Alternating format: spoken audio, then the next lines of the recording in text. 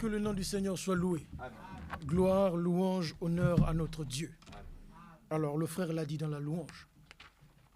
Je n'avais pas l'écriture, mais j'ai eu le temps de regarder. Nous servons à la gloire de Dieu, frères, sœurs. Je reprends. Le but de notre vie, c'est de célébrer la gloire de Dieu. Amen. Nous suivons, frère.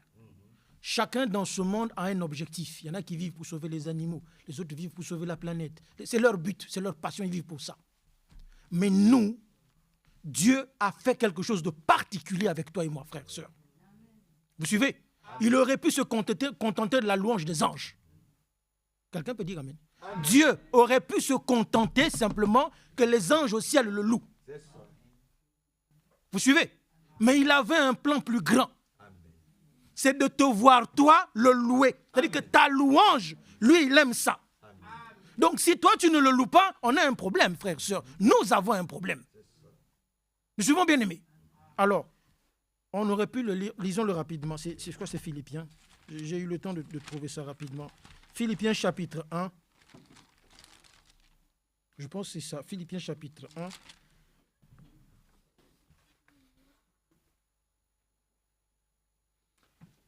Philippiens chapitre 1, verset 11. En lui, nous sommes aussi devenus héritiers. Vous suivez avec moi? Ayant, que je le retrouve, voilà. Ayant été prédestinés, suivant le plan de celui qui opère toutes choses, d'après le conseil de sa volonté. Pourquoi il a fait cela? Verset 12. Afin que nous servions à... Comment c'est écrit chez moi? Voilà, pour sa gloire, c'est mis. Afin que nous servions à la célébrer sa gloire. Nous qui d'avance avons espéré en Christ. Amen. Nous suivons, frère, nous pouvons nous asseoir, s'il vous plaît. Si voilà le but de notre vie. Ce n'est pas pour travailler, ce n'est pas pour construire des maisons, ce n'est pas ça.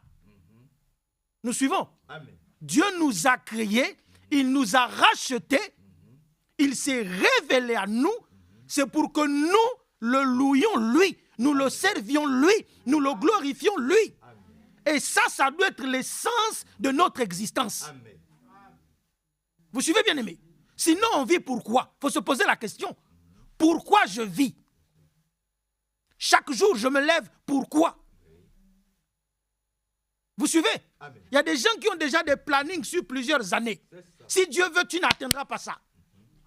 Mais aussi longtemps qu'on dit aujourd'hui, est-ce que aujourd'hui, quand je vis là, est-ce que j'ai servi à la gloire de Dieu? Amen. Nous suivons? Amen. Dans mes choix, dans mes décisions, dans mes actions, dans ma conduite, est-ce que j'ai contribué à célébrer la gloire de Dieu? Alléluia. Que le nom du Seigneur soit loué. Amen. Lisons dans Psaume. Je prends ça comme ça vient. Ce n'est pas ce que j'avais sur le cœur ce matin, mais les circonstances font qu'on est conduit comme ça. Allons prendre le psaume 149, je crois, 150, quelque part là.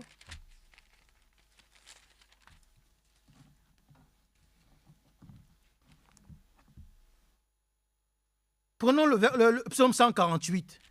Louez l'Éternel du haut des cieux. Louez-le dans les lieux élevés. Louez-le, vous tous ces anges. Vous suivez? Louez-le, vous toutes ces armées. Louez-le, le soleil, la lune. Louez-le, vous toutes étoiles lumineuses. Vous suivez, frère? Toute la création doit louer Dieu. Or, si vous remarquez, ces créatures célestes, même terrestres, elles ne savent pas ce que c'est la rédemption. Vous suivez? Elles ne savent pas ce que c'est être perdu. Elles ne savent pas ce qu'être sauvé. Elles ne savent pas ce qu'être malade. Elles ne savent pas ce qu'être guéri. Mais elles louent Dieu. Frère, toi et moi, vous suivez, qui avons goûté à la mort, au désespoir. Dieu nous en délivre, mais quand il faut le louer, ça devient compliqué. Que Dieu nous aide. Au nom de Jésus. Vous suivez, frère? Je reprends. Les anges ne savent pas ce que c'est la rédemption. Ils ne savent pas ce que c'est le goût d'être sauvé. La joie d'être sauvé, d'être pardonné de ses péchés. Ils ne savent pas ce que c'est. Or, toi et moi, on a eu le poids, le fardeau de nos péchés, qui nous a accablés, je dis bien nos propres péchés, qui nous a plongés dans des situations inextricables. Mais Dieu, dans son amour, il a tendu la corde de miséricorde, il nous a révélé son amour. Nous devons reconnaître, en retour, apporter une louange sincère. Vous suivez, bien-aimés? C'est ça, servir à la gloire de Dieu. Lisons dans... Que je retrouve ça. Lisons dans le livre des Actes, s'il vous plaît. Actes chapitre 20. Donnez-moi 5 minutes, on va faire très court. Actes chapitre 20. Que je le retrouve.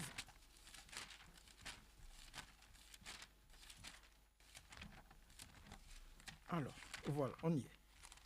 Actes chapitre 20. Prenons à partir du verset 22. Et maintenant, voici, lié par l'Esprit, je vais à Jérusalem. C'est l'apôtre Paul. Ne sachant ce qui m'y arrivera. Seulement, de ville en ville, et l'Esprit Saint m'a averti que des liens et des tribulations m'attendent. Verset 24. Mais je ne fais pour moi-même aucun cas de ma vie comme si elle m'était précieuse. Vous suivez, frère? Pourtant, la vie est précieuse. Vous suivez? Mais l'apôtre Paul dit sa vie. Il n'en fait aucun cas. C'est-à-dire que ce qui est précieux, pour lui, ce n'est plus précieux. Parce qu'il a trouvé quelque chose de plus précieux que sa vie. Amen. Vous suivez? Une chose qui vaille la peine qu'il vive, pas pour sa propre vie, mais il vit pour cette chose précieuse qu'il a trouvée. Amen. Vous suivez? Donc du coup, sa propre vie, elle ne compte plus. Ailleurs, il pouvait dire, je regarde toutes choses comme de la boue maintenant. Que le nom du Seigneur soit loué. Amen. Et nous poursuivons. Pourvu que j'accomplisse ma course, que j'ai reçue du Seigneur. Ailleurs, j'ai vu, c'était que j'accomplisse ma mission. Et nous avons une mission. Il ne faut pas dire, non, lui, il était appelé, il est apôtre. Non, chacun de nous, nous avons une responsabilité devant Dieu. Nous avons une mission devant Dieu. Amen. Vous suivez? Et le but de notre vie, c'est d'atteindre le but que Dieu s'est fixé avec toi et moi. Amen. Vous suivez? Paul, lui, le temps qu'il vivait sur terre, c'était d'annoncer l'évangile. Vous suivez? Toute sa vie, ça a été investi, consacré à cela. Vous suivez, frères et sœurs? Et plus rien ne comptait, que ce soit les tempêtes, que ce soit les coups de fouet, que ce soit la prison, pour lui, ça ne comptait pas. Le plus important, c'est que la mission à laquelle Dieu l'a appelé soit accomplie. Vous suivez? Et toi et moi, on est dans la même position. Nous devons louer Dieu, peu importe ce qui se passe. Nous servons à cela.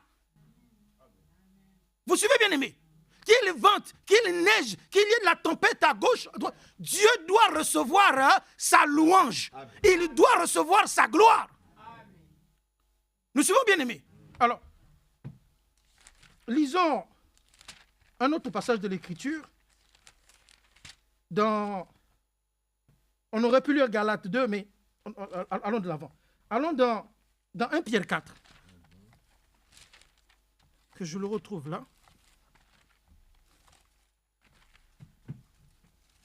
1 Pierre 4.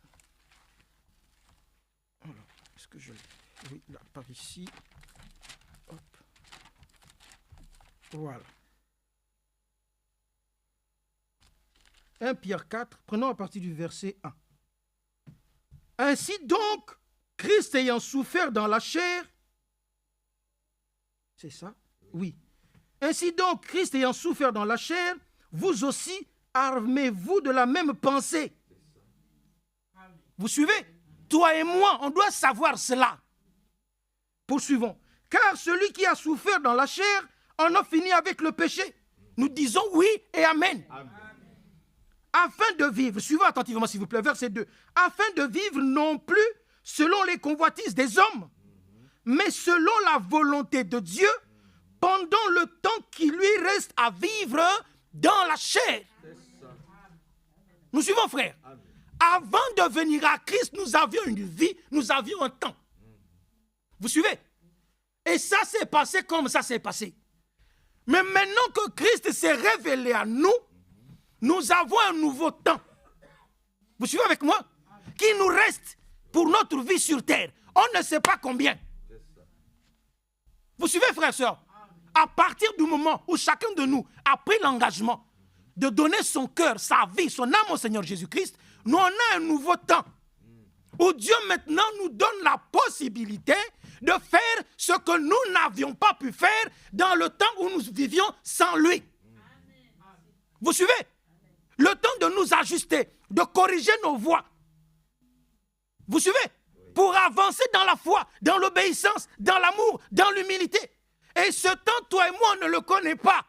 C'est pourquoi, aussi vrai qu'on dit aujourd'hui, si tu entends sa voix, si j'entends sa voix, si je suis en vie, tu es en vie, nous devons nous investir pour célébrer à sa gloire. Parce que, frères et sœurs, ça c'est pour moi. Je dis, à quoi m'aura servi ma vie?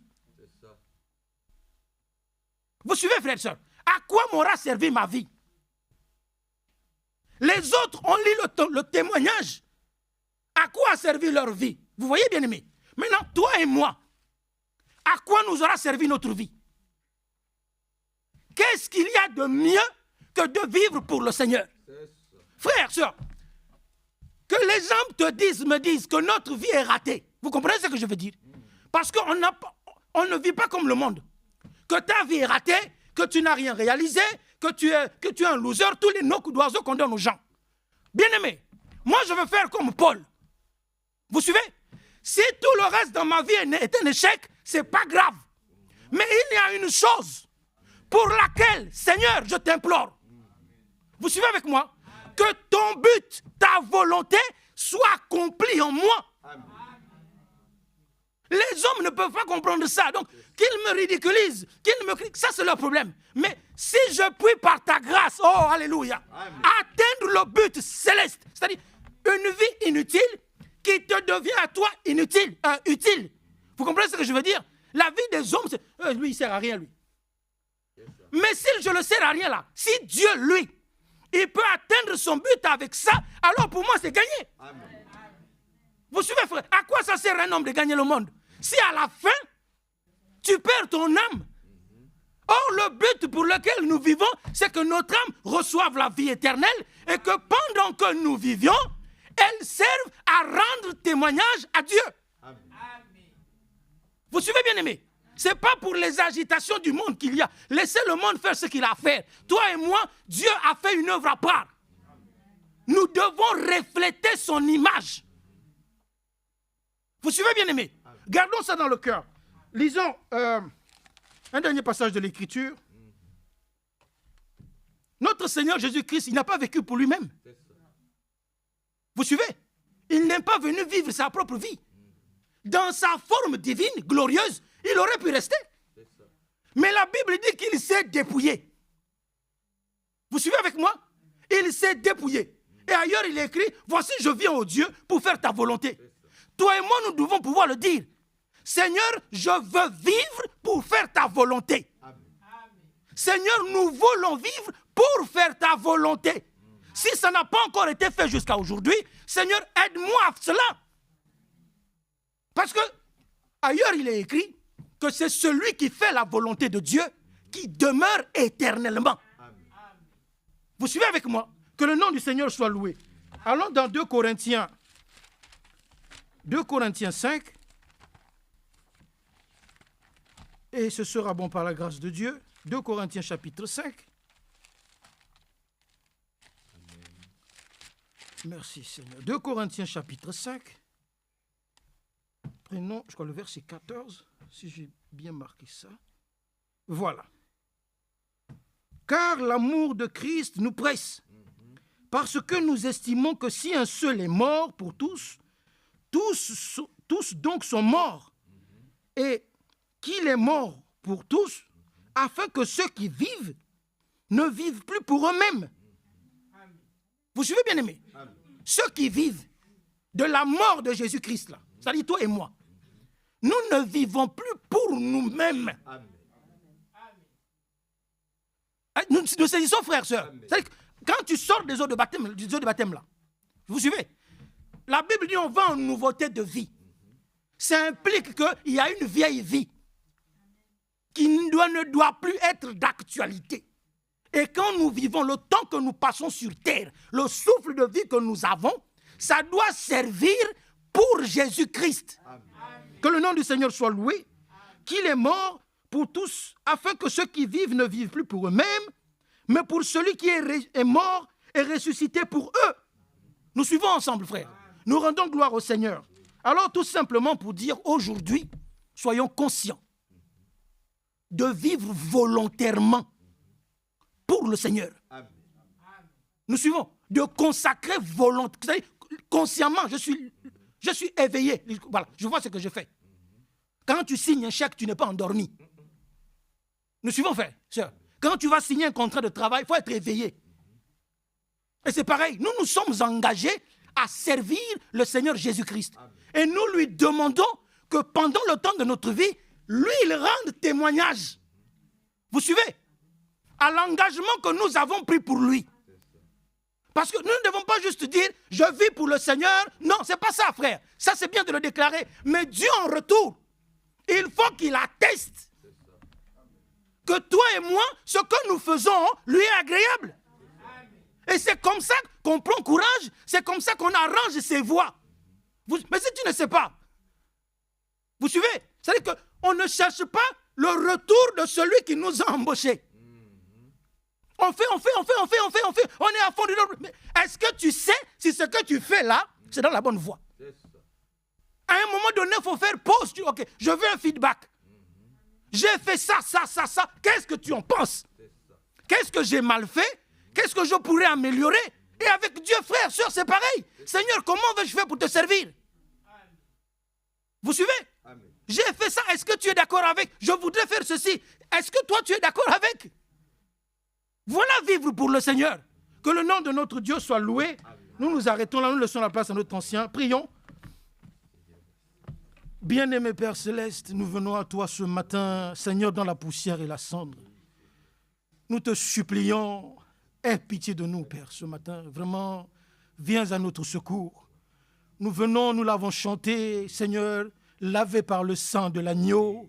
Père, que ces choses vraiment saisissent notre cœur, que notre âme entende ces bonnes paroles qui viennent de toi. Oui, que nous sommes déjà plus blancs que la neige, parce que le sang de ton Fils Jésus-Christ nous purifie de tout péché. Alors nous te supplions, Père, ranime en nous la flamme, le désir, la volonté de vivre pour toi, de t'aimer, de te servir, de t'obéir, d'aimer vivre pour toi, Seigneur, d'aimer marcher dans tes voies, d'aimer faire ce qui t'est agréable. Seigneur, vraiment aide-nous, nous te supplions, Père. Et s'il y a quelque chose qui ne va pas, nous te faisons confiance, que tu sauras attirer notre attention, que tu sauras, Seigneur, vraiment nous montrer ce que nous devons corriger, que ton beau nom soit élevé.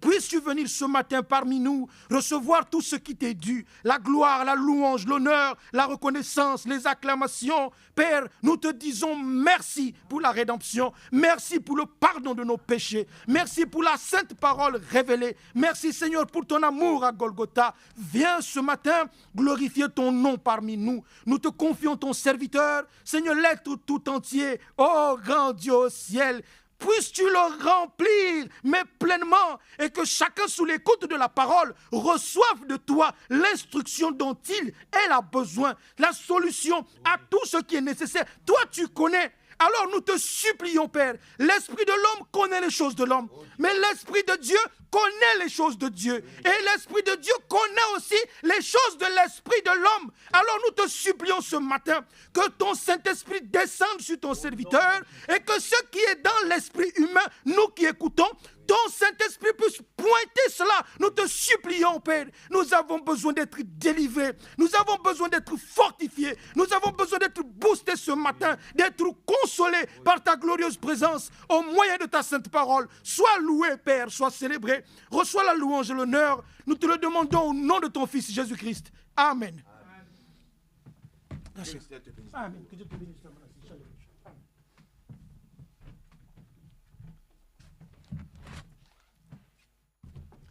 Que son beau nom soit loué, glorifié, exalté, célébré et très élevé. Amen. Nous aimons le Seigneur et nous sommes prêts à accepter tout ce qu'il fait, tout ce qu'il dit et surtout tout ce qu'il veut. C'est important pour toi et pour moi. Sachons une chose, elle est très importante. Toi et moi, ça nous plaît, ça ne nous plaît pas. Un jour, Dieu il va revenir. Puisse-t-il nous trouver quand il va revenir dans la bonne position. Dans la position que lui veut. Maintenant, tu peux lui résister. Tu peux dire, moi je suis une jeune fille. J'ai le droit de vivre ma vie. Personne n'a le droit de me dire ce que je dois faire ou ce que je ne dois pas faire. Moi je suis un jeune homme. J'ai le droit de vivre ma vie. Personne n'a le droit de me dire comment je dois vivre. Dieu, je ne le vois pas. Je ne sais pas où il est. Donc, je n'ai pas le temps à perdre. Il faut que je vive. Mais un jour, tu vas le rencontrer. Ça, au moins, même les plus grands athées, c'est-à-dire les gens qui ne connaissent pas Dieu, là, ils savent qu'il y a un monde après la mort. Ils ne connaissent pas Dieu, hein? Ils sont athées.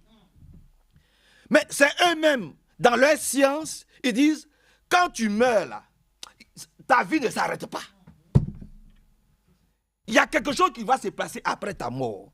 C'est vrai que ton corps va pourrir, mais ton âme là, il ne pourrit pas. Maintenant, où est-ce que ton âme va là? Là, eux, ils ne savent pas.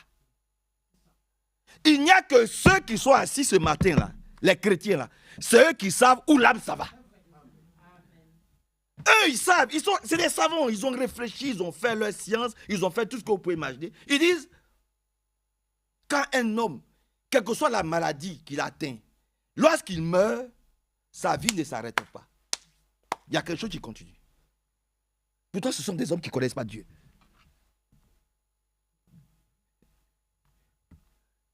Amen. Oh, toi, tu es assis ici, là. Tu sais que le Seigneur Jésus-Christ, il revient. Et puis tu sais que si tu vis avec lui, tu vas aller là où il est, là où il est en train de te préparer une place. Mais si tu ne vis pas comme lui, il dit, tu sais le lieu où tu dois partir. C'est l'enfer qui t'attend. Toi, tu le sais, mais eux, ils ne le savent pas. C'est ce que le frère a voulu nous faire, le frère a voulu nous faire comprendre. Donc, quand Dieu te donne la grâce d'être dans sa présence, mais il faut être content. Il faut le louer. Il faut l'adorer. Claque des mains. Il y a un grand roi même qui a dansé devant lui, il s'appelle David. Il a dansé devant le Seigneur. Et puis sa femme dit, mais comment toi, un grand comme toi, tu es quand même le roi d'Israël. Tu te permets de danser comme ça devant les gens. Il dit, moi c'est pas devant les gens que je danse. Hein. Je ne danse pas pour plaire à quelqu'un. Hein. Ce n'est pas les sensations du cantique qui me font quelque chose. Non, ce n'est pas les sensations du cantique. Je danse parce que celui qui est là, celui qui est au milieu de nous, là, c'est le Dieu Tout-Puissant. Donc, je danse pour lui. Je suis en train de danser pour lui montrer que je suis petit et lui, il est grand. Puissions-nous comprendre aussi cela, que lorsque le Dieu est là, il faut que vraiment nous puissions diminuer et lui croître. Maintenant, la chose, c'est quoi? Comment pouvons-nous résister à la tentation? C'est ça la question. Parce que nous sommes tous tentés. Nous avons tous envie de faire ce qui nous plaît. C'est une réalité. Nous tous, on a tous envie de faire ce qui nous plaît. C'est lorsque ça ne va pas, lorsqu'on tombe malade, ou lorsqu'on est confronté à... Là, on connaît bien Dieu. Hein. Là, on s'approche de Dieu. Quand on est malade, on s'approche de Dieu. On est là, demandez à frère Isaac. Ils sont beaux. On connaissait quelqu'un. Ouais, mais frère Badi même que c'est. Frère Badi c'est mon ami. Hein. Frère Badi c'est mon ami. Les gens savent pas. Ils bavardent beaucoup. Là. Demandez à frère Badi. Le frère là, il aimait bien jouer avec sa vie. Il faisait n'importe quoi avec sa vie. Et nous sommes allés voir ce frère. On lui a parlé. Ça rentre là, ça sort là. Il jouait avec sa vie. Permettez que je parle comme ça. Et puis un jour, il a été hospitalisé et il nous a appelés. Frère Isaac, frère Badi et tout ce que vous pouvez imaginer. Les anciens. Donc nous sommes allés là-bas. Il était maintenant atteint du VIH-Sida. C'est ce jour-là où il nous a appelés. Et quand frère Isaac lui a dit, bon frère, on t'a parlé, tu n'as pas écouté. Donc, ce que nous pouvons faire pour toi maintenant, c'est de prier. Ce jour-là, il a pris maintenant sa vie au sérieux. Il s'est levé, il s'est assis sur le lit, il a fait ses mains comme ça.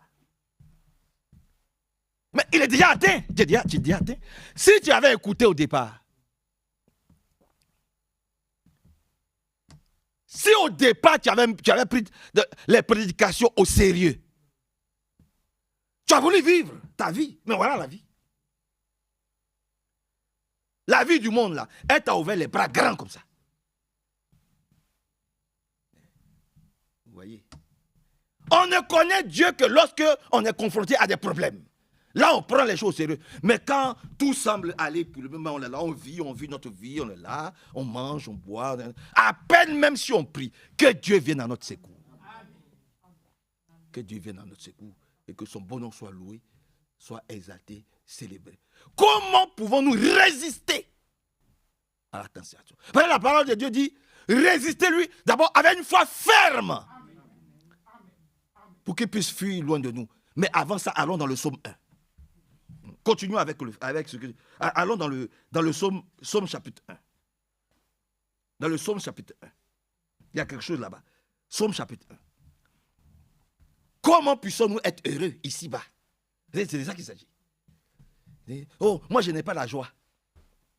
Je suis triste tous les matins. Je me lève le matin, je suis triste.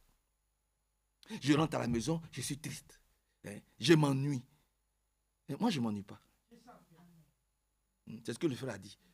Moi je ne m'ennuie pas. Hein. Moi je ne suis pas triste. Quel que soit l'événement qui puisse, moi je ne suis pas triste.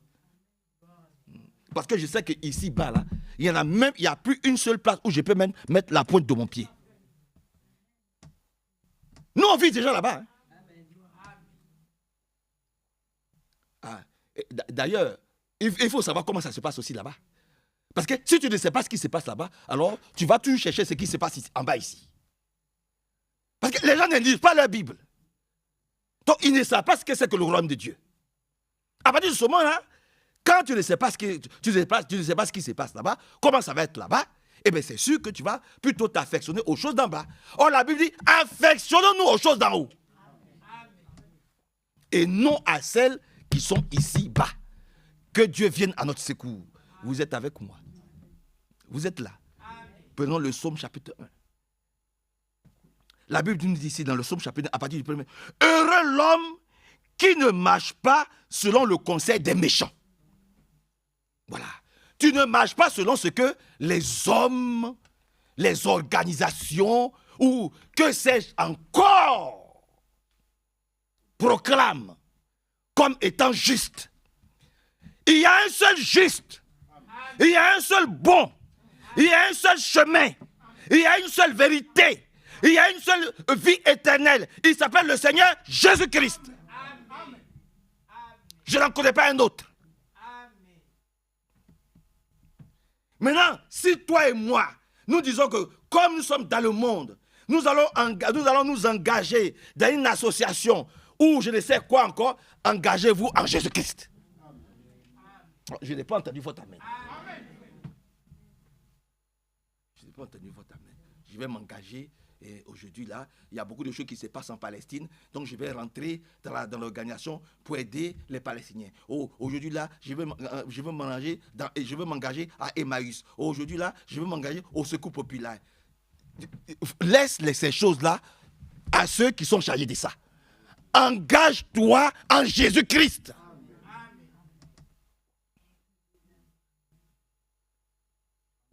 Oui. Que Dieu nous aide beaucoup. Hein. Voilà. Ne te disperse pas. Laisse les gens faire ce qu'ils ont à faire. Toi, fais ce que tu as à faire. C'est ce que nous venons d'entendre. Loue Dieu de tout ton cœur. Adore Dieu de tout ton cœur. Donc, nous ne marchons pas selon le conseil des méchants. Qui ne s'arrête pas sur le chemin des pécheurs. Quand quelqu'un fait mal, on lui dit, frère, tu as fait mal. Quand quelqu'un fait mal, on lui dit, frère, ce n'est pas comme ça on doit marcher dans l'église. On le lui dit. On ne dit pas comme c'est un frère, comme c'est une soeur, il faut se taire. Elle a le droit de faire ce qu'elle veut. Elle a le droit de marcher comme dans l'église. Non, frère. Nous devons corriger nos erreurs dans l'église. Amen. Amen. Nous corrigeons nos erreurs dans l'église. Et qui ne s'assied pas sur le banc des moqueurs. Nous ne voulons pas qu'il y ait des moqueurs au milieu de nous. Des gens qui se moquent de leurs frères. Des gens qui se moquent de leurs sœurs. Les moqueries. Dieu n'aime pas ça. Amen. Dieu n'aime pas les moqueries. Je recommence parce que je sens que... voilà. Vous êtes là. Donc je recommence par la grâce de Dieu. Ne nous asseyons pas avec les gens qui passent leur temps à se moquer les uns des autres. Oui. Qui qu'il soit. Nous ne sommes pas là, nous ne sommes pas en train de jouer une pièce de théâtre. Vous comprenez? Ce n'est pas normal. Et c'est ce que nous venons d'entendre, et même c'est ce que nous avons entendu hier. Quand tu sais que ton frère a fait mal, quand tu sais que ton frère n'a pas agi, ou n'a pas eu une attitude ou un comportement biblique, attention, je ne demanderai jamais à Billy Paul ou à frère Médéros ou encore à mon fils Habib, faites ce que moi je veux. Non, hein. Faisons tout ce que Dieu veut. On ne doit rien faire pour faire plaisir à quelqu'un dans l'église. Tout ce que nous faisons, c'est pour que le nom de Dieu soit élevé dans l'église. Et que son esprit réside toujours au milieu de nous.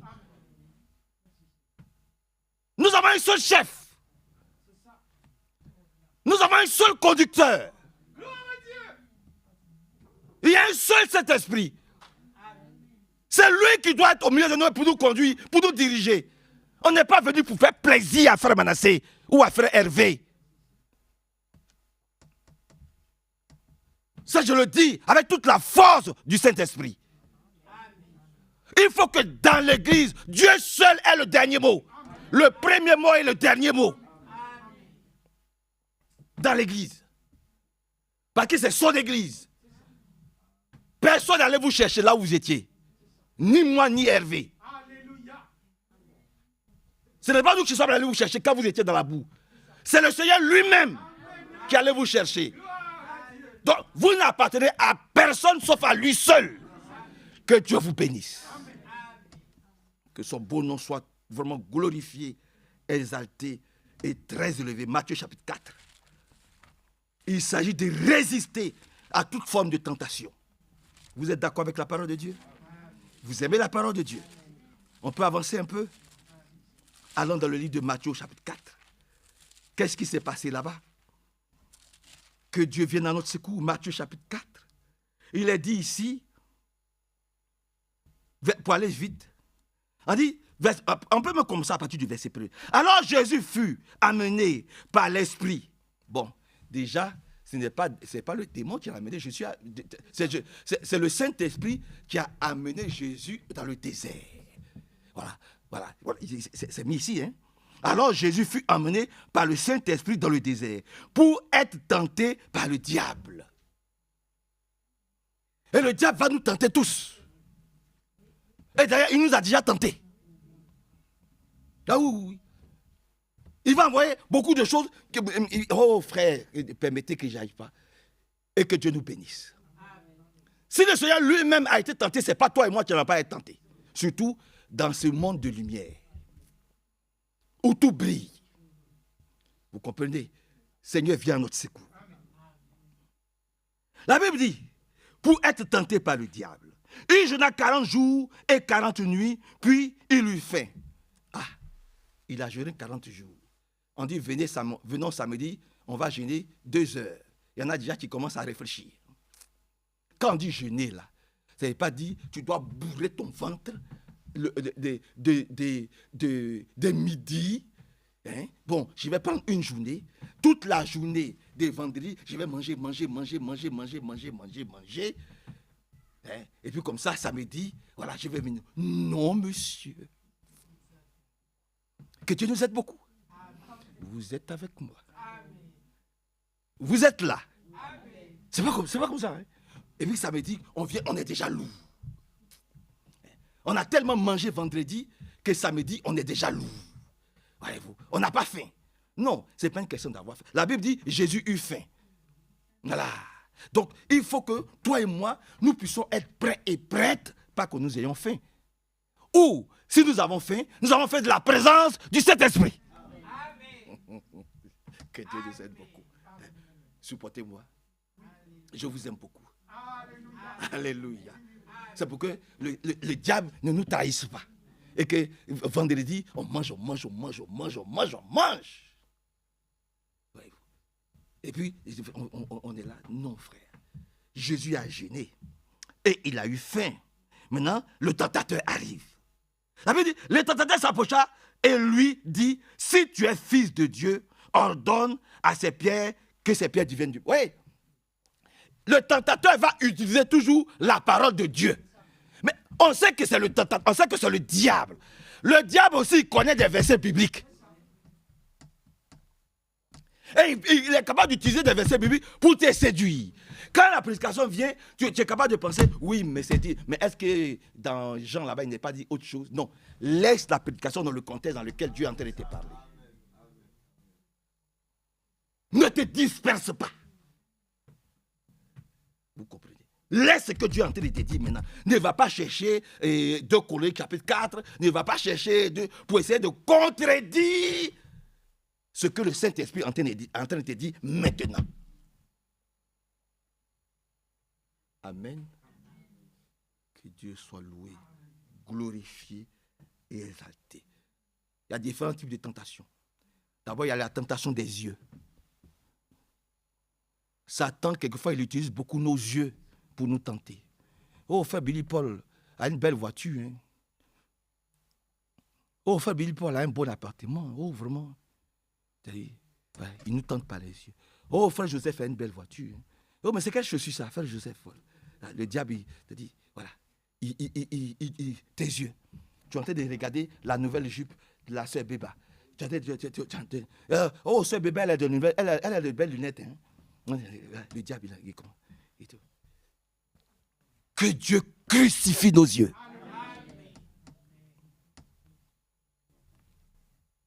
Amen. Oh. Que Dieu crucifie nos yeux. Faisons attention de la façon dont nous regardons les sœurs. Les sœurs aussi, faites attention de la façon dont vous regardez les frères. Amen. Que nos yeux soient crucifiés, purifiés, lavés dans le sang de l'agneau. Amen. Vous comprenez, frère, c'est important. Hein? Très souvent, le diable utilise nos yeux pour que nous puissions convoiter, admirer, regarder des choses qui n'ont rien à voir avec la sanctification. Vous comprenez, frère? Seigneur, viens à notre secours. Et puis, il y a aussi la convoitise de la chair.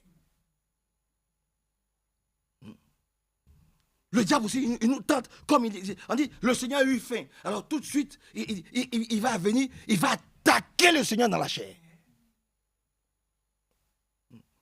Tout ce qui est convoitise charnel, que ses œuvres soient détruites au nom de Jésus-Christ.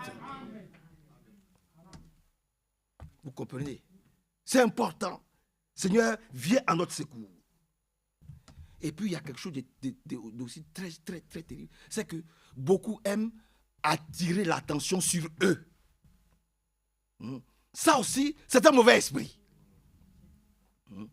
Comment je vais m'habiller pour attirer l'attention sur moi?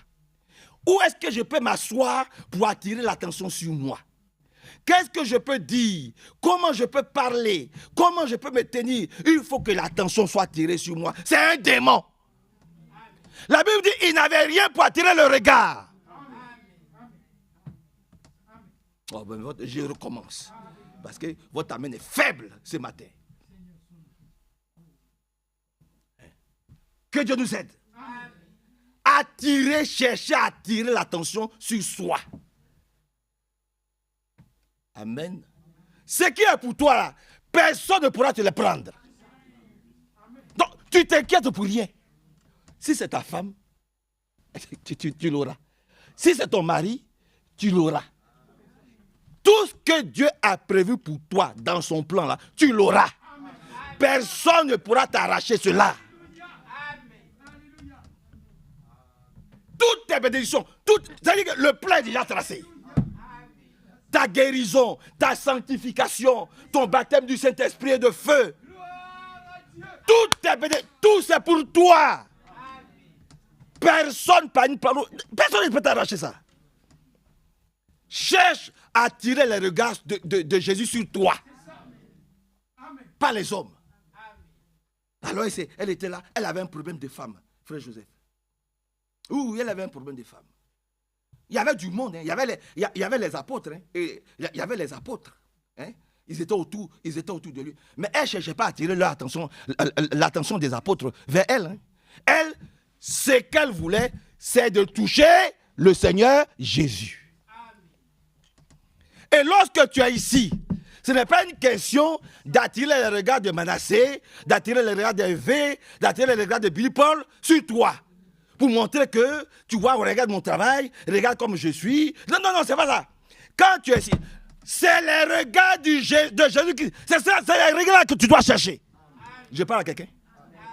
Alors, donc je recommence. Je recommence. Quand elle avait ses problèmes, elle ne cherchait pas à attirer les regards des apôtres sur elle, mais elle cherchait à ce que Jésus-Christ, elle cherchait à entrer en contact avec le Seigneur Jésus-Christ. Et la Bible dit, il y avait du monde. Et comme toujours, les apôtres, ils vont faire un cordon de sécurité. Hein? Voilà. C'est nous les prédicateurs, les chefs, les responsables de l'église. Vous devez passer par nous. Ce jour-là, il n'a pas calculé ça. Hein? Vos histoires de chefs, là, elle a mis ça de côté. Elle dit, moi, c'est Jésus. Parce que je sais que si je m'approche d'eux, là, non, moi, c'est Jésus. Alléluia. Oh, donnez votre plus beau amen au Seigneur. Elle dit, moi, c'est Jésus. Donc, elle est passée par beaucoup d'obstacles. Vous voyez, elle est passée par, toute la foule, là, ce sont les obstacles. Ce sont les difficultés que nous devons gravir pour atteindre Jésus. Ah oui. Voyez-vous? Parce que les gens aujourd'hui, ils aiment beaucoup les procédures. Inutiles. Allons à Jésus. Elle s'est débattue, elle est passée par là, beaucoup de temps, jusqu'à ce qu'elle le touche. Et lui, il s'arrête. Il dit, quelqu'un m'a touché. Maintenant, ces gardes du corps, là, les apôtres disent, mais Seigneur, tu ne peux pas nous dire ça. On est nombreux, il y a beaucoup de gens qui te touchent. Comment tu peux dire quelqu'un? Il dit, non. Il y a quelqu'un qui m'a touché. Et elle était arrêtée toute tremblante. Alléluia. Il se tourne, il la voit, il la regarde, il dit, ma fille, voilà, tes péchés te sont pardonnés. Va, tu es déjà guéri. Ça, c'est une chrétienne. Et c'est ainsi que chacun de nous devons chercher à marcher. Vous comprenez, frère, que Dieu nous bénisse. Je ne suis pas en train de vous dire de marcher dans le désordre, non, mais vous comprenez ce que je veux dire. Et que Dieu vous bénisse. Et que Dieu nous bénisse puissamment. Attirer l'attention du Seigneur Jésus-Christ, mais ne pas chercher à attirer l'attention sur nous. Ce n'est pas correct. C'est un mauvais esprit que nous devons vraiment... Et puis, il y a aussi les déviations sexuelles.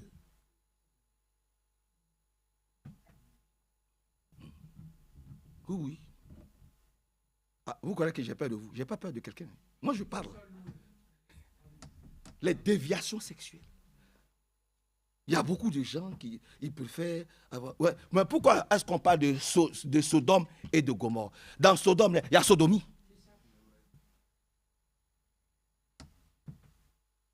Oh oui. Attention. N'agissez pas avec vos femmes ou n'ayez pas de comportements que Dieu a condamnés à Sodome et Gomorrhe. Laissez vos femmes tranquilles. Hein. Vos bêtises que vous voulez aller chercher dans le monde là. Hein? Vos bêtises que vous regardez sur vos films bizarres. Arrêtez ça. Je parle à tout le monde, dans le monde entier. Arrêtez vos bêtises là. N'amenez pas ça dans l'église ici. Comment ça? Que Dieu soit loué. Il faut des bêtises avec leurs femmes. Il faut des bêtises dehors. Ils sont souillés. Et ils viennent s'asseoir dans l'église. Vous comprenez? Qu'il n'y ait pas de déviation sexuelle dans l'église de Jésus-Christ. Alléluia. Alléluia. Et je le dis toujours, si tu ne peux pas, si tu brûles, tu ne peux pas te marie-toi.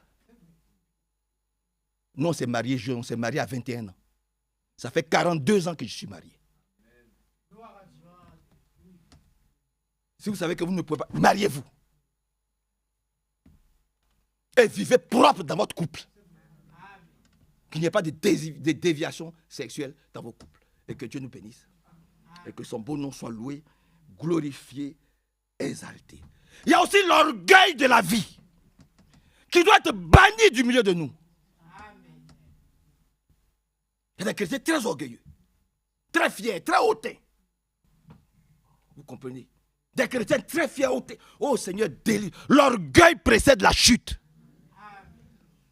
Vous comprenez? Permettez que je ne sois pas en train de traîner sur ces choses-là. Et que Dieu nous aide. Et que son beau nom soit vraiment glorifié et exalté. Allons rapidement dans 1 Thessaloniciens, chapitre 3. Vous êtes avec moi? J'ai fini. Hein? 1 Thessaloniciens, chapitre 3. 1 Thessaloniciens 3, à partir du verset 4. Il dit, 1 Thessaloniciens 3, 4. Lorsque nous étions près de vous, nous vous disions d'avance que nous aurions des tribulations. Mais ce qui est arrivé, vous le savez. C'est pourquoi, n'y tenant plus, j'envoyais Timothée s'informer de votre foi, dans la crainte que le tentateur ne vous ait tenté et que notre travail ne soit réduit à néant. Lis dans ta version, frère. Ici, là, il s'adresse à des chrétiens. Voyez-vous. Parce que les chrétiens, aujourd'hui, malheureusement, ils font beaucoup de bêtises dans leur maison. Ils vivent mal. Ils ont des mauvais agissements. Les jeunes font n'importe quoi dans leur université, dans tout ce que vous pouvez imaginer. Et vous ne voulez pas qu'on en parle?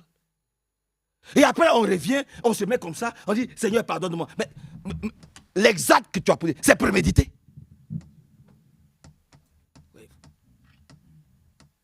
On n'est pas des musulmans.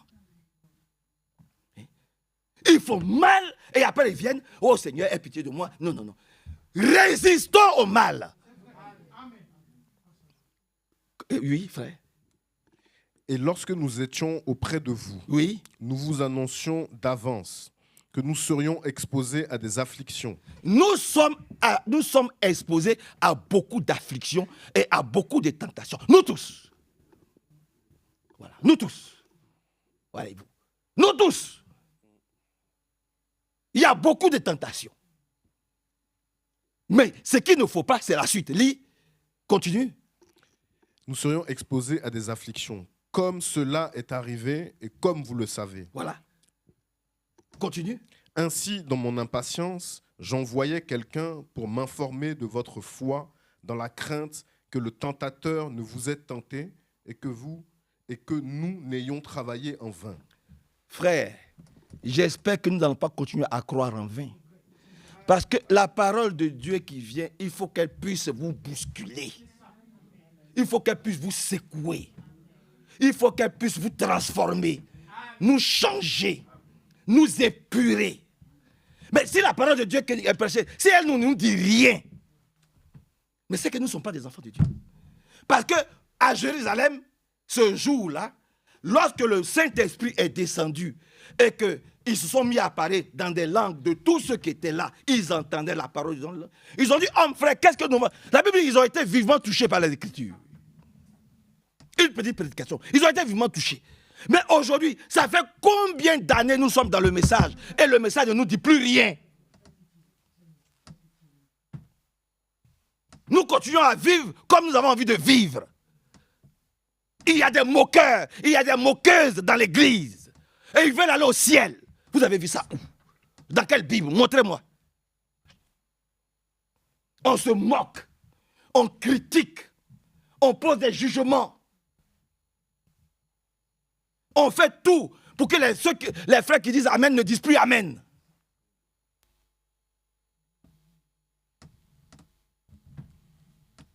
C'est quoi cette vie-là? Dans l'église. Mais qu'est-ce que nous faisons? Mais nous prions pour ceux qui se moquent de nous. Ah, nous prions pour vous. D'ailleurs, nous prions, nous gênons. Vous comprenez? Oui. Mais attention, ce n'est pas parce que nous prions, nous gênons que cela va. Non, toi-même, il faut que tu rentres au donneur de toi pour dire ce que je fais moi-même là, ce n'est pas bon. Le démon qui m'a saisi et qui fait que je passe mon temps à me moquer de frères Manassé. Le démon qui m'a saisi, qui fait que je passe mon temps à détester, à haïr frère Manassé. Il faut que ce démon-là soit extirpé de moi. Toi-même. C'est de ça qu'il s'agit. Ah, vous voyez que c'est sérieux maintenant. Amen. Amen. Seigneur, viens au secours de tes enfants. Allons dans Matthieu 26. Dans le livre de Matthieu 26. Vous m'accordez quelques minutes? Bon, il est 11h moins 10, donc on a un peu de temps. Matthieu, chapitre 26. On peut lire à partir du verset 41. Veillez et priez afin de ne pas entrer en tentation. Ça, nous ne savons plus le faire. Pour manger, on ne prie plus. Pour sortir de nos maisons, on ne prie plus. Mais frère, ta vie ne t'appartient pas. Tu sais ce qui t'attend dehors. Les gens s'en foutent. Oh, dès que on rencontre quelqu'un qui ne croit pas, on croit qu'on est obligé de se comporter comme un incroyant parce que l'autre ne croit pas. Mais toi, tu ne crois pas, moi je crois. Mais je vais toujours me comporter comme un chrétien. Ce n'est pas parce que tu es ma tante, ce n'est pas parce que tu es mon grand frère ou ma petite soeur. Mon grand frère est musulman. Ce n'est pas parce que mon grand frère il est à Paris. Ce n'est pas parce que mon grand frère est musulman que moi, quand je vais arriver chez lui, je vais me comporter comme un musulman. Je vais lui dire salam alaikum. Non!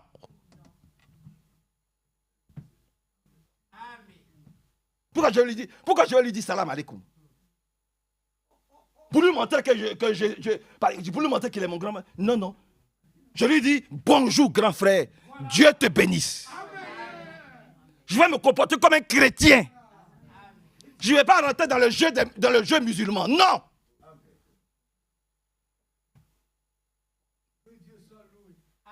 Vous êtes avec moi. Je peux continuer un peu. Voilà. C'est ça qu'il s'agit.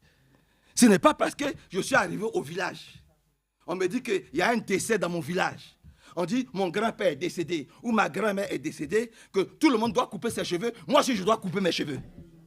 On dit tout le monde doit raser sa barbe. Alors moi aussi, je rase ma barbe. À cause de la coutume. Abat la coutume. Et les traditions villageoises. Que Dieu nous bénisse. Amen. Que Dieu nous bénisse, hein, frère. Je vous le dis avec le plus grand sérieux. Alors, il y a des chrétiens qui continuent encore à marcher dans leur tradition. Un jour, frère Barrier m'a appelé, frère Nino et moi. Frère Barrier, il m'a appelé.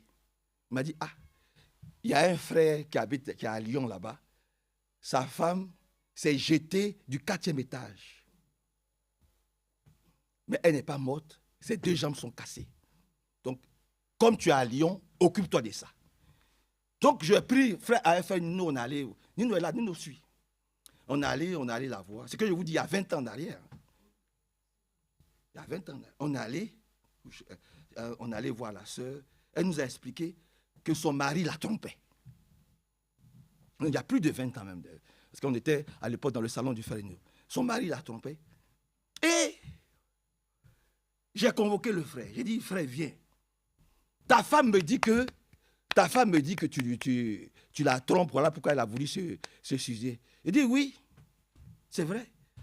Mais chez nous, au Congo, voilà, il me dit, frère Manassé, je suis plus âgé que toi. J'ai dit, oui, je sais. Mais dans le message, je suis plus âgé que toi. Voilà. Dans le message, là. Dans la vie, là. Peut-être que tu es plus âgé que moi dans la vie. Mais dans le message, là, je suis né avant toi.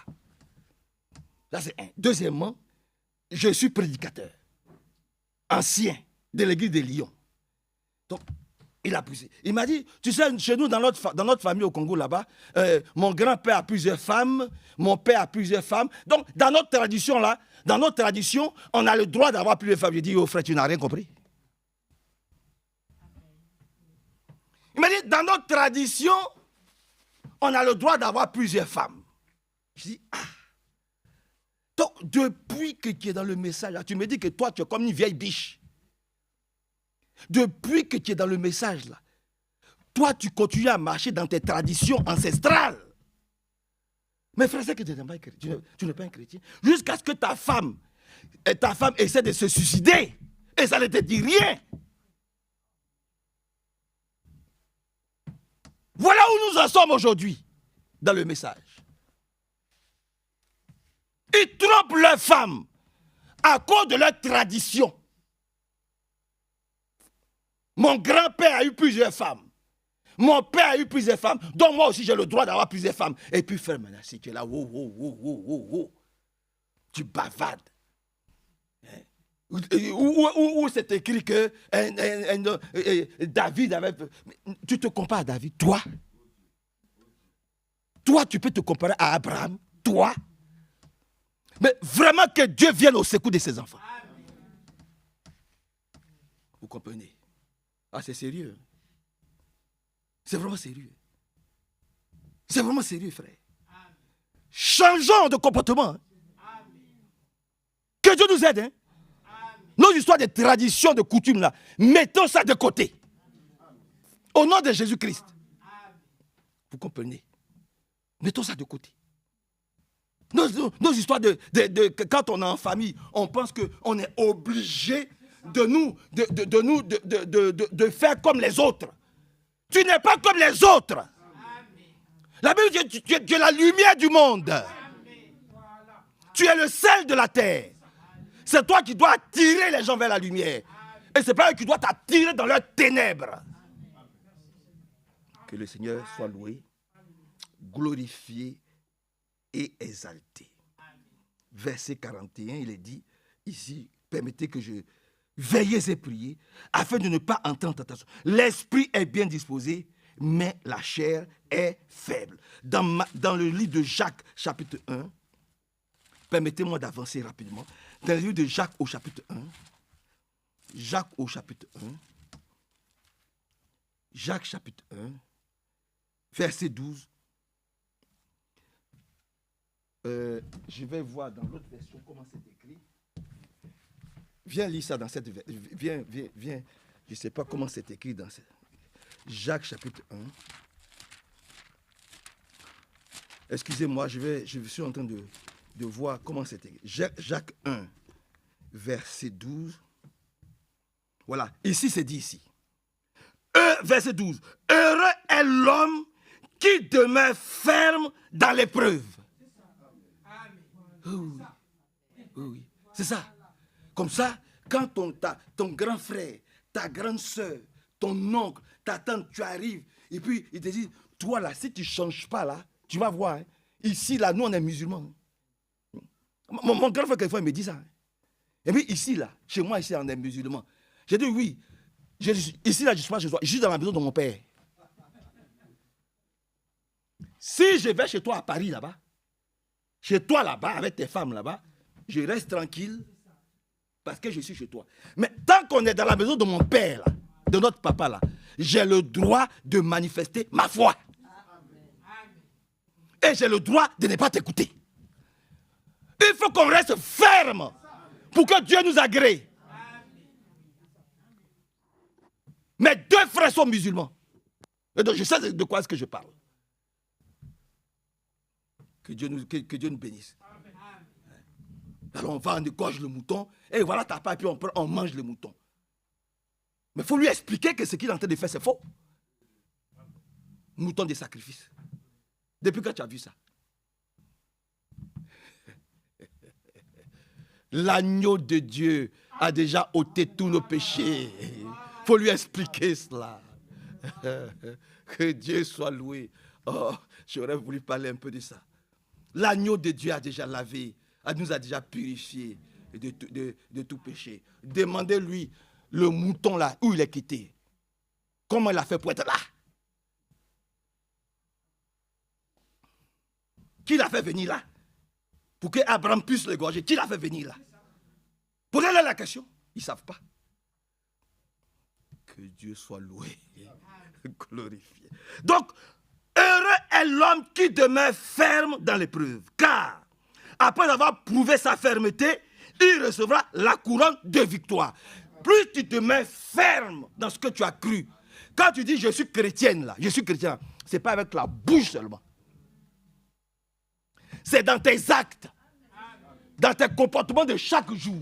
Il faut que toute ta cour, toute ta famille, tous tes parents sachent que tu as changé. Tu n'es plus musulman. Tu n'es plus pentecôtiste. Tu n'as plus rien à voir avec leur tabaski, leur fête, leur ramadan. Tu n'es plus dedans. Ils n'ont plus le droit de t'envoyer mouton. Parce qu'ils savent que si d'abord tu vas jeter, tu ne manges pas. Oh, votre main est faible. Alléluia. Oh, oui. Tu n'es plus dans les fêtes de Noël. On ne te voit pas en train d'aller fêter fête de Noël en famille. On prend une voiture, 24 décembre, on prend une voiture, on va, voilà sapin de Noël ici, voilà cadeau ici, voilà ceci, on est dedans, ça danse, la musique du monde, ça danse, ça fête Noël. Oh, si je ne donne pas de cadeaux à mon fils, hein, qu'est-ce que ses camarades vont dire? Qu'est-ce que les gens vont dire? Mais éduque ton fils, pour que lui aussi, il enseigne aux enfants à l'école pour dire que nous, on ne fête pas de Noël, parce que Noël vient de ça. Tu n'éduques pas ton enfant. Tu ne lui dis rien. Et tu cèdes au diable en faisant entrer dans ta maison des démons. Et tu ne veux pas qu'on en parle? On va parler. On va parler. On va parler. Fâche-toi. Mais après, va boire un peu d'eau glacée. Ça va te calmer. On va parler. Que Dieu nous bénisse. Que son beau nom soit exalté. Il y a des chrétiens du message qui fêtent encore Noël. Honte à vous. Honte à vous. Ils fêtent encore, ils vont faire de Noël. Ils mettent sapin dans leur maison. Ils n'ont rien compris du message qui les prépare pour le retour du Seigneur, qui est imminent. Il faut qu'on résiste à une foi faible à toutes ces bêtises-là. Faites des Saint-Valentin. Vous avez vu ça où dans la Bible? Moi, mon mari, aujourd'hui, c'est la fête de Saint-Valentin, tu ne m'as même pas offert un cadeau. Dis à ta femme, Saint-Valentin, c'est écrit dans quelle Bible? Bon, je suis obligé de recommencer parce que... Frère Billy Paul, supportez-moi un peu. Voilà, j'ai fini. Supportez-moi. Supportez-moi. Un peu. Supportez-moi un peu. Vous avez vu Saint-Valentin où? Dans la Bible, écrit dans la Bible. Pour que tu te fâches avec ton mari ou tu te fâches avec ta femme. Parce qu'il n'y a pas Saint-Valentin. Mais que, vraiment, Seigneur, mais que Dieu nous aide. Je vous le dis avec le plus grand sérieux. Que Dieu nous aide. Voilà comment Dieu est en train de nous préparer pour l'enlèvement. Pour que nous puissions laisser tomber toutes ces choses-là. C'est ça la préparation. Hein? C'est la préparation, ça. Enlève Saint-Valentin de ta tête. Nous, c'est tous les jours. On a notre femme matin, midi, soir, tous les jours. Voilà. J'ai dit toujours, ma femme est la plus belle femme du monde. Billy Paul, sa femme est la plus belle femme du monde. Joseph, ta femme est la plus belle femme du monde. Il n'y a pas une femme plus belle que ta femme, Joseph. Frère, c'est pareil. Maintenant, si vous ne voulez pas vous marier, ça c'est votre affaire. Bon, je le dis avec le plus grand sérieux. Je suis très sérieux. Je le dis avec le plus grand sérieux. Celle qui ne veut pas se marier, c'est son problème. Mais Billy Paul est la plus belle femme du monde. Il faut que vous le sachiez. Il n'y a pas une femme qui est aussi belle que la femme de Billy Paul. Et moi aussi. Frère Joseph, il n'y a pas une femme qui est plus belle que notre femme. Plus elle prend de l'âge, plus elle devient encore plus belle. Oh, j'aime trop ma femme. Ah, moi j'aime ma femme. Plus elle prend de l'âge, plus elle mûrit, plus je la trouve encore plus belle. Femme et droit, c'est vrai. Il n'y a pas une femme qui est plus belle que ta femme. Jamais. Que le Seigneur nous bénisse. Et que son beau nom soit loué, exalté, très élevé. Donc, c'est sur ça que nous nous sommes assis, frère Joseph. Nous avons cette foi ferme que personne ne va pouvoir nous séduire. Avec un faux message. Personne ne va nous séduire. Nous savons ce que nous avons reçu de la part du Seigneur. Et que le Seigneur nous bénisse. Et que son beau nom soit loué. Allons dans Luc chapitre 22, rapidement. Dans le livre de Luc, chapitre 22. Et si le Seigneur veut, nous allons peut-être prier. Luc 22. Luc au chapitre 22. Je vais le trouver rapidement. Luc chapitre 22. On peut le lire à partir du verset 39. Il a dit, Jésus, Luc 22, 39. Jésus sortit et se rendit selon son habitude au mont des Oliviers. Ses disciples le suivirent. Quand il fut arrivé à cet endroit, il leur dit, priez afin de ne pas tomber dans la tentation. Amen. Aimons la prière, frères et sœurs. Aimons la prière. C'est pour ça que mercredi, nous allons être là. Que Dieu nous apprenne à prier. Même ses disciples ont dit, apprends-nous à prier. Et moi, je le dis, Seigneur, apprends-moi à prier. Tous les jours, je dis, Seigneur, apprends-moi à prier. Je ne sais pas prier, apprends-moi à prier. Apprends-moi à être proche de toi. Apprends-moi, ça va te demander. Donc, il dit ici à ses disciples, faites attention. Voyez-vous, il faut prier pour ne pas que le diable vienne vous tenter. Voyez-vous, il dit à ses disciples, nous sommes les disciples du Seigneur Jésus-Christ. Donc, cette parole aussi nous est adressée. Frère, aimons prier. Alléluia. C'est par la prière et la supplication que nous allons être remplis du Saint-Esprit. Et puis, nous devons aussi être remplis de la parole de Dieu. Et surtout la déclarer. Parce que chaque fois que le Seigneur Jésus-Christ a été tenté, il a dit, il est écrit. Quand bien même Satan dit, il est écrit, le Seigneur aussi dit, il était aussi écrit. Mais quelqu'un qui ne connaît pas la parole de Dieu, mais le diable va te malmener. Le diable va te malmener. Que Dieu soit loué, glorifié et exalté. Dans le livre de Jacques, je ne sais pas si on l'a lu, dans le livre de Jacques au chapitre, on l'a lu déjà Jacques 1,12. On l'a lu Jacques 1,12 par la grâce de Dieu. Alors allons dans Psaume chapitre 21. Dans le livre de Psaume au chapitre 21, 121 plutôt, dans le livre des Psaumes au chapitre 121, il est dit aussi quelque chose là-bas que j'aimerais partager avec vous. Et nous allons prier. Je vais lire dans l'autre version.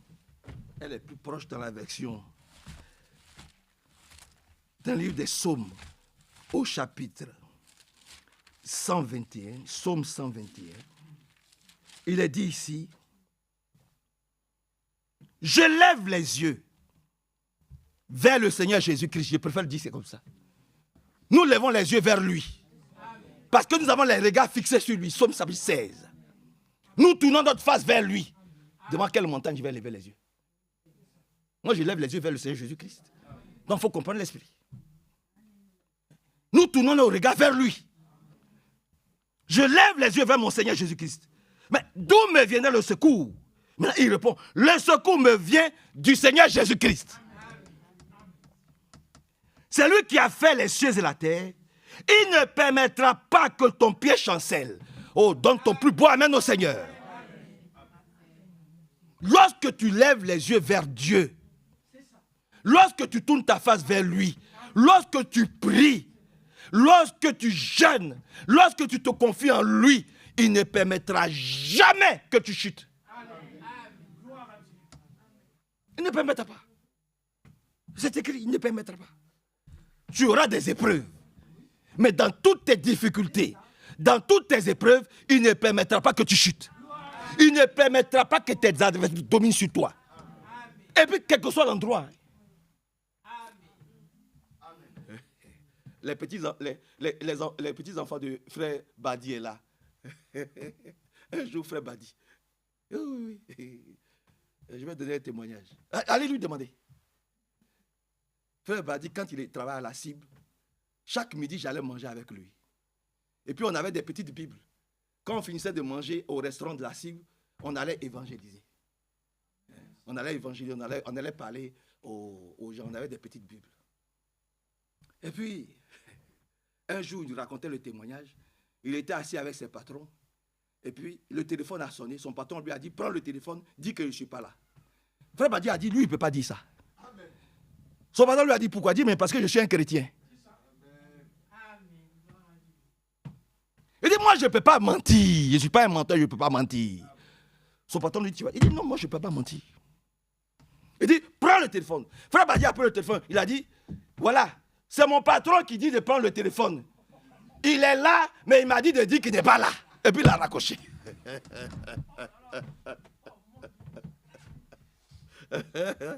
Oh, alléluia, alléluia, alléluia, alléluia, alléluia. Frères, soyons fermes. Soyons des chrétiens et des chrétiennes. Résistons-lui avec une foi ferme. Mais quand il a quitté la cible, il allait au port. Dieu l'a élevé.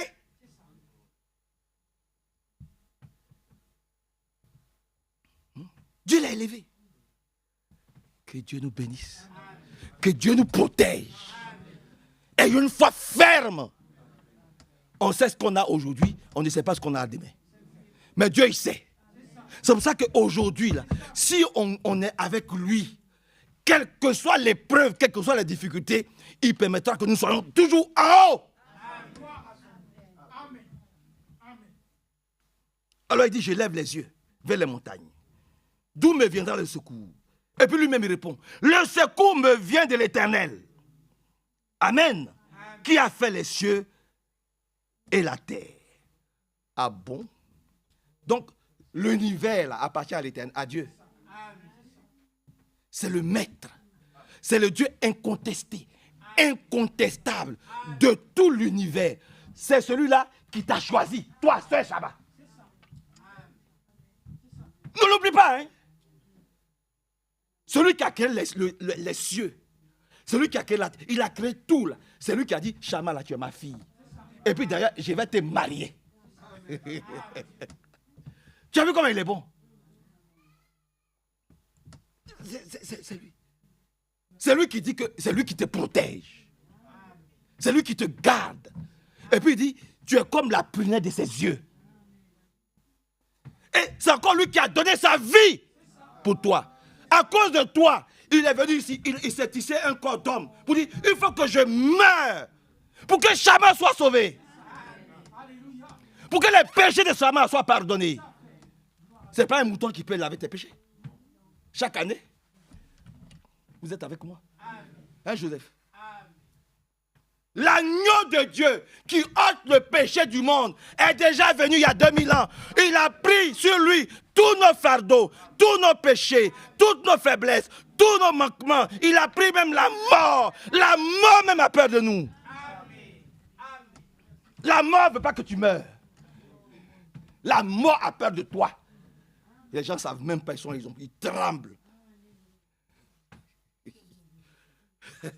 Que Dieu soit loué. Amen. La mort même a peur de toi. Amen. Il dit, ah, celle-là, elle n'a qu'à rester au moins sur la terre ici. Parce qu'au moins sur la terre ici, je peux la fatiguer un peu. Hein? Billy Paul n'a qu'à rester longtemps. Mais sur la terre, je peux le fatiguer un peu. Je l'embête un peu, je fais, il tombe un peu malade, il se relève, il s'inquiète un peu, il se fâche un peu, comme ça c'est bon. Mais le jour où il s'en va au ciel. Amen. Et puis c'est fini, je ne peux plus l'attraper. Oh, donnez vos plus beaux amen à Dieu. Amen. Nous sommes sauvés. Amen. La mort n'a plus de puissance sur nous. Il y a un qui a dit, oh mort, où est ta puissance, où est ton pouvoir? Tu es vaincu aujourd'hui, tu es vaincu demain, tu es vaincu toujours. Amen. Au nom de Jésus-Christ. Alors ne tremblons plus. Résistons au diable avec une foi ferme. Pour qu'il fuit l'un de nous. N'ayons pas peur de la maladie. Alléluia. N'ayons pas peur de la maladie. La maladie est déjà vaincue. Que le Seigneur nous bénisse. Que son beau nom soit élevé, glorifié et exalté. Dans le psaume 119, oh, il y a tellement de passages que nous pouvons lire, frère. Dans le psaume 119, il a dit ici, verset 11, « Je sais ta promesse dans mon cœur. » Toi aussi, moi aussi. Nous devons serrer tout ce que Dieu nous a dit ce matin dans notre cœur. Il dit, « Je sais ta promesse dans mon cœur, afin de ne pas pécher contre toi. » Amen. Je sais ta promesse dans mon cœur, afin de ne pas pécher contre mon Dieu, au nom de Jésus-Christ. Allons dans 2 Timothée 4. 2 Timothée 4. 2 Timothée chapitre 4. 2 Timothée chapitre 4. À partir du verset 17, il est dit aussi là-bas. Il dit, c'est le Seigneur, verset 17. 2 Timothée chapitre 4, verset 17. Même chapitre 7. Dans ma première défense, personne ne m'a assisté, mais tous m'ont abandonné. Amen. Ça aussi c'est bien. Si les hommes ne sont pas d'accord avec nous, si Dieu est d'accord pour nous, je le dis toujours, si les hommes ne me connaissent pas, que Dieu me connaît, j'ai tout gagné.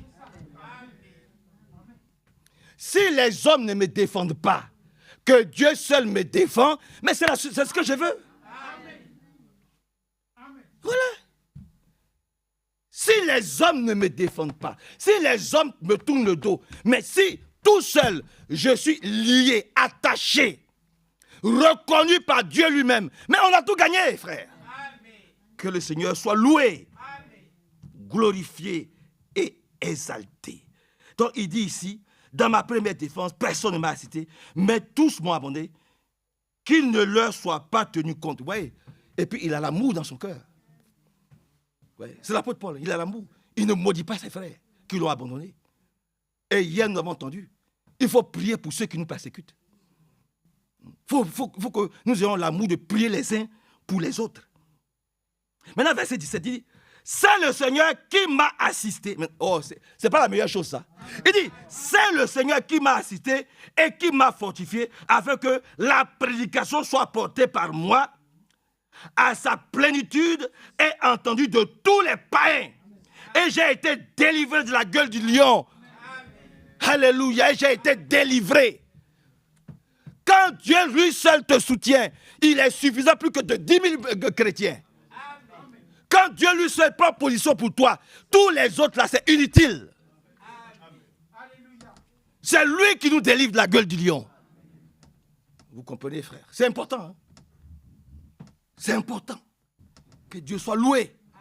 Que Dieu soit exalté et célébré. Frère, c'est important. Amen. Il dit, tous les hommes m'ont abandonné. Et il faut savoir, Joseph, qu'un jour, il y a le moment où on va se sentir seul. Tu vois, quelquefois, tu vas dire, si tu n'as pas Jésus pour te fortifier et pour te défendre, ça va être compliqué. Ah oui, frère Jérôme. Ah oui, oui. Tu es pilote. Hein. À un certain moment, il faut que Jésus soit là. Hein. Il faut que Jésus soit là. Il faut que ce soit Jésus lui-même qui tient le volant de l'avion. Et j'ai dit souvent, nos voitures, c'est des cercueils roulants. Bon, il y en a qui ont des plus beaux cercueils que d'autres. Mais un cercueil demeure un cercueil. Bon, je recommence, parce que je recommence. Moi, je dis, nos voitures, c'est comme des cercueils roulants. Vous allez dans un cimetière, vous allez voir, il y a des tombes, c'est décoré, c'est fait ceci, on met la photo, on met... C'est une tombe. Celui comme frère Franck, il n'y a même pas de stèle pour reconnaître la tombe de frère Franck. Mais Dieu le connaît. Et puis à côté, tu vas voir, ils ont fait des tombeaux. Oh, qu'est-ce que c'est beau. Mais dedans là, c'est un corps pourri. Voilà. Et puis, vous allez voir la tombe de frère Franck. Il n'y a rien. Il n'y a que du gazon. Ah oui, c'est bien. Il n'y a que du... vous allez voir un petit rectangle comme ça. Il y a juste... on a mis juste la fermeture dessus. Il y a un bouquet de fleurs. Tu vas passer même... Tu ne sauras même pas qu'il y a un homme de Dieu qui est enterré là. Mais Dieu le connaît. Et puis, il faut voir tout autour de grosses tombes. Bien. Une voiture, là, c'est un cercueil roulant. Tant qu'elle peut te... Nino me dit souvent, frère Manassé, tant que la voiture peut t'amener d'un point A à un point B, tant qu'elle roule, on compte. Vas-y seulement. Vas-y. Parce que tout ça, ça passe. Ce qui ne passe pas, c'est là-bas. Que le Seigneur nous aide beaucoup. Hein. Que Dieu nous bénisse puissamment. Que son beau nom soit vraiment très élevé, glorifié et exalté. Amen. Nous allons prier le Seigneur. Lisons 1 Jean, chapitre 5, et nous allons prier. 1 Jean, chapitre 5. 1 Jean, chapitre 5. 1 Jean 5. Et nous allons prier. 1 Jean, chapitre 5. Je ne sais pas dans quelle version je vais lire. Je vais lire dans cette version-là. 1 Jean, chapitre 5. 1 Jean, chapitre 5. Verset 18. Nous savons que quiconque est né de Dieu ne pêche pas. Dis amen à cela. Nous savons que quiconque est né de Dieu ne pêche pas. Mais celui qui est engendré de Dieu, le garde. Et le malin ne le touche pas. Frère, lis dans ta version. Nous savons que quiconque est né de Dieu ne pratique pas le péché. Il ne pratique plus le péché. Pourquoi? Mais celui qui est né de Dieu se garde lui-même et le malin ne le touche pas. Il se garde lui-même et Satan sait qu'il n'a pas le droit de le toucher. Vous comprenez? Quand Satan sait que tu es un enfant de Dieu, il a peur de toi. Il ne peut pas te toucher. D'ailleurs, nous avons vu l'histoire de Job. Il a fallu la permission de Dieu pour que Job puisse être touché par Satan. Satan l'a malmené. Ses amis sont venus, ils l'ont malmené. Ils ont fait ce qu'ils veulent de lui. Mais Job, en tant qu'enfant de Dieu, est resté ferme. Mieux, il a prié pour ses amis. Pour que Dieu les garde. Il a prié pour ses amis. Et Dieu l'a doublement béni. Nous devons être tous des Job, frères. Redites encore Amen à Dieu. Nous devons être tous des Job au nom de Jésus-Christ. Comprenez, frère, c'est important. C'est important. 1 Jean chapitre 5, je vais lire dans cette version-là, je vais voir ce que ça va donner. Par la grâce de Dieu. 1 Jean, on a fini, hein? 1 Jean 5, verset 18. Nous savons qu'aucun enfant de Dieu ne continue à pécher. Amen. Car le Fils de Dieu le garde et le méchant et Satan ne peut rien contre lui. Amen. Nous sommes des Job. Et nous allons le témérer au nom du Seigneur Jésus-Christ. Et Satan ne peut rien contre lui. Nous savons que nous appartenons à Dieu et que le monde entier est au pouvoir du mauvais, de Satan. Nous savons que le Fils de Dieu est venu et qu'il nous a donné l'intelligence, nous permettant de reconnaître le Dieu véritable. Nous demeurons unis au Dieu véritable grâce à son Fils Jésus-Christ. C'est lui le Dieu véritable. C'est lui, Jésus, la vie éternelle. C'est lui, le Dieu véritable. C'est lui, la vie éternelle. Que le Seigneur nous bénisse. Levons-nous ensemble.